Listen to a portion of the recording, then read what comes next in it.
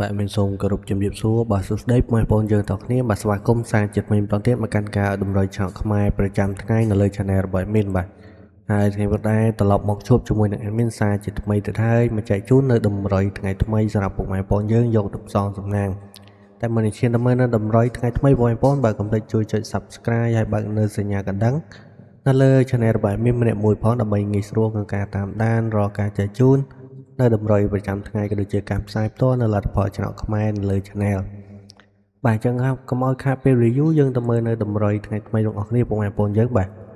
ចឹងសម្រាប់ថ្ងៃនេះផងដែរថ្ងៃទី6ខែ8ឆ្នាំ2026បាទសម្រាប់លេខតម្រុយរបស់យើងនៅក្នុងអស់បាទ2គ្រាប់ហើយគ្រាប់ទី1យើងអស់នៅក្នុង10បាទចំពោះគ្រាប់ទី2ផងដែរយើងអស់នៅក្នុង8បងប្អូនទាំងអស់គ្នាបាទហើយចំពោះលេខបាទ2លេខរបស់យើងនៅថ្ងៃនេះផងដែរយើងមានបាទ16 15ហើយ63ហើយនិង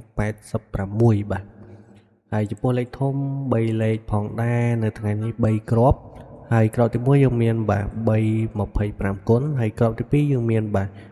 565គុណហើយគ្រាប់ចុងក្រោយរបស់យើងមានបាទ785គុណបាទចឹងសម្រាប់លេខតម្រុយរបស់យើងមានបាទក្នុងអូសយើងមានអូស10ហើយនិងអូស8បាទចំពោះលេខធំបាទជាស្រ័យផងបាទពីរលេខរបស់យើងបាទ16